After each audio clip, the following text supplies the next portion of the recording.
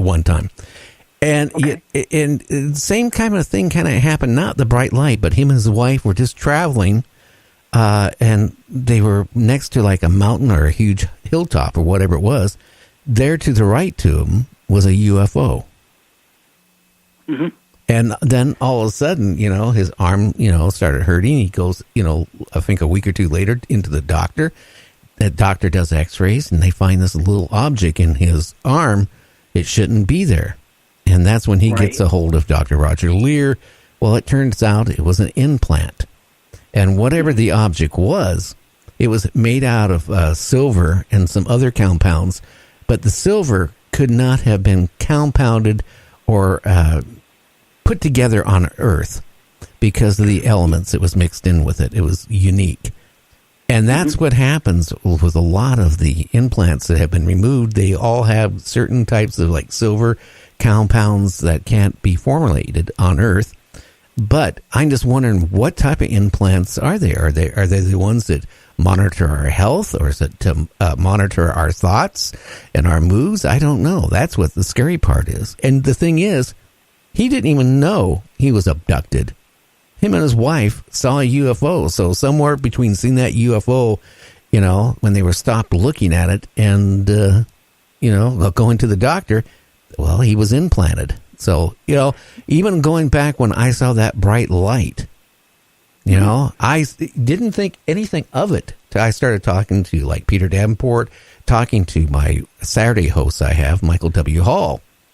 And, all of a sudden I started realizing some strange things I've never thought about since that happened in the 70s. Is if I go into any place that has a metal detector, like courthouses or the airport or anything like that, the alarms go off. So, I really got frustrated with that. And then also I went to, because I was having other issues, I went in and they did a complete body scan back, I think in the 90s, mid-90s. And, it was funny. I go back to the doctor after I have the scan done, right? And the head nurse comes out and says, when did you have surgery in your middle of your back? I said, I've never had surgery in the middle of my back. I had my tailbone fixed from when I shattered it, but never middle of my back at all. And, she goes, the doctor wants to talk to you because there is a piece of metal next to your spine. Now, funny thing is, Mason, I kind of blew that off for years and years and years to just recently. And I started thinking maybe that time in that desert when I saw that bright light, okay, maybe I was abducted and I never realized that because like I said, cases of missing time. But really, when I think about it, one of my sons got in trouble and I had to take him for 13 months going into Superior Court up here in Tacoma, Washington. Every time I stepped in there, the alarm would go off. And, it would even go off when I was taken in that special room, and they would take the wand and it would go off. And, it's kind of just a strange feeling. I really didn't, like I said, it didn't really hit me till I was talking to Michael W. Hall and then talking to Timothy Cullen, who had the implant. It kind of scared me. Have you had that looked into further? Well, yeah, the surgeon says they can't remove it because it has built up scar tissue around by the spine. So they said if they go in there and try to dig it out and remove it, then I'm going to be probably in a wheelchair the rest of my life. Oh, we don't want that. No. But that is kind of odd. I've had I can't remember. Go ahead. No, I didn't say anything. I'm just listening to you. People with missing time, though, their experiences are quite often medical exam type things when they are hypnotized, and they have these vivid memories of the UFO at that time. As before, they just said, "Oh, I think I saw something," and then they have the hypnotism, and they go through all this, and all of a sudden, it's a medical exam, and there might be something implanted here in my arm, or here on my leg. There was something. I see that or hear about that a lot. as of the last 10 years, but this is going back to people all the way back to the 60s who are now voicing their thoughts and opinions. This is what happened to me. So you remind me a little bit of those stories I've heard. Well, you know, what's really interesting, Michael W. Hall, who does an hour show on my network on Saturdays, back, I think, August 27th, 28th to 29th, they went to Mount Adams in Washington State. And that is actually a hot point for both UFOs and Bigfoot sightings. So that's his passion. You know, he's a retired Superior Court Judge Pro Tem. He is a lawyer, practicing lawyer in the state of Washington. And he runs a little group of like 13 people of professionals who are going out and they try to get pictures and video and infrared of UFOs. Well, you know, they were there. I think on the second night, something strange happened because they spent 3 nights there in August. And he went to bed, I think around 11 or so o'clock at night. And, you know, he was in his friend had a camper trailer type, you know, that folds out to like a tent trailer type of thing. Anyway, he uses a CPAP machine to help him sleep because he can't sleep without it. Okay, yeah. Middle of the night, about 1 or 2 o'clock in the morning, it stops, the alarm goes off.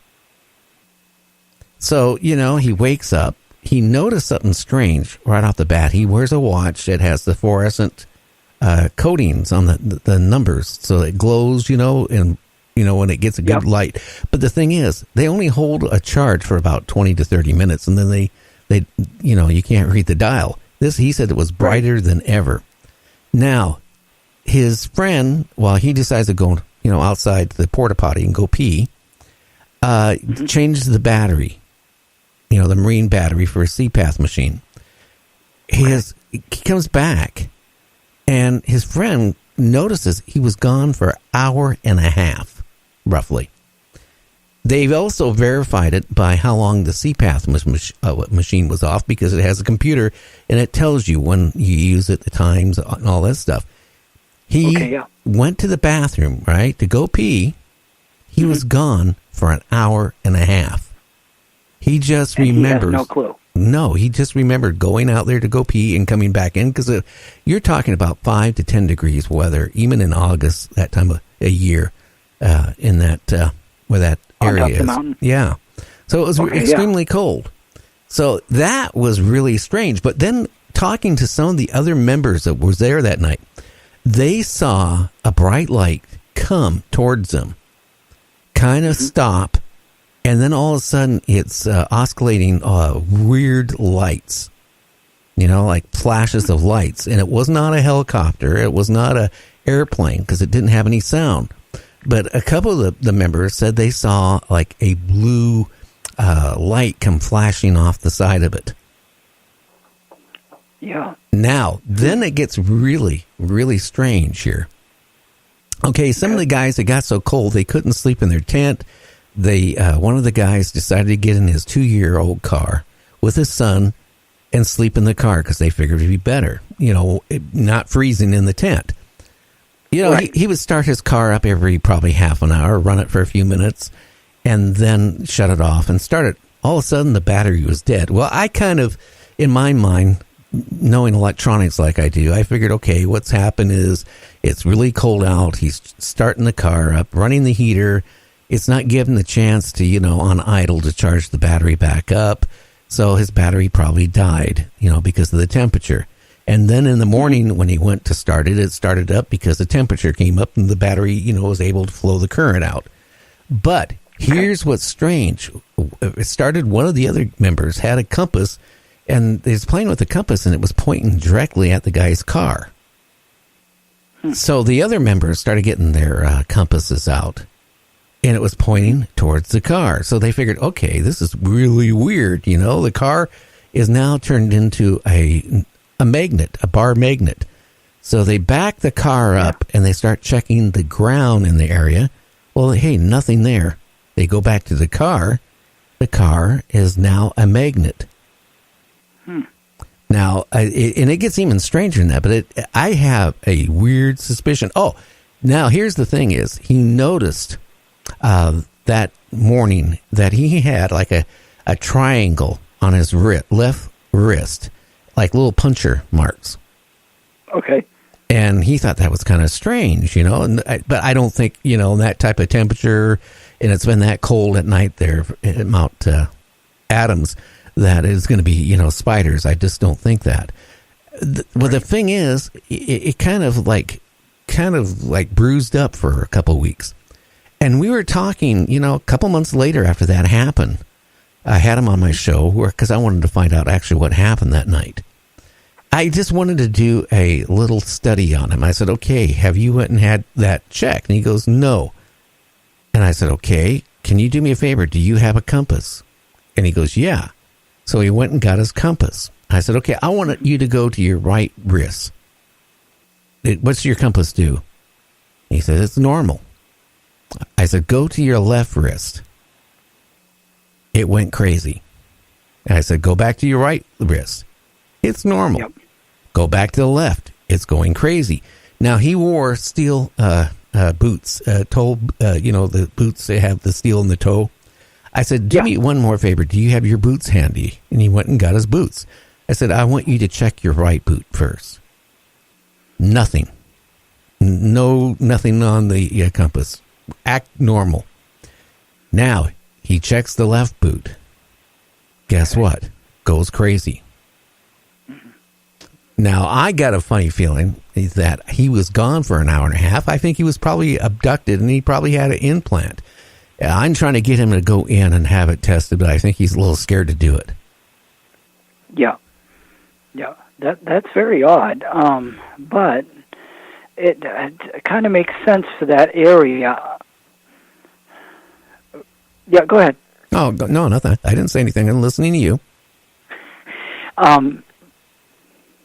Yeah, I've heard a lot of strange things from your area up in the Pacific Northwest, considering with the UFOs and the Bigfoot phenomenon. So I can believe that totally, and I would think if it was me, I'd want to have it checked out.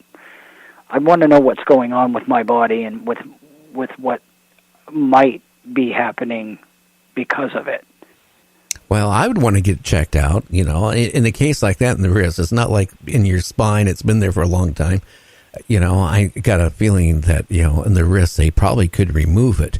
But, the other issue is the guy was still having problems with his car, being magnetized. And it seemed to be getting more magnetized as the time went on. A few days later, it was getting more magnetized and more magnetized. He takes it to the dealership. Now, I did verify that. He actually took the car in.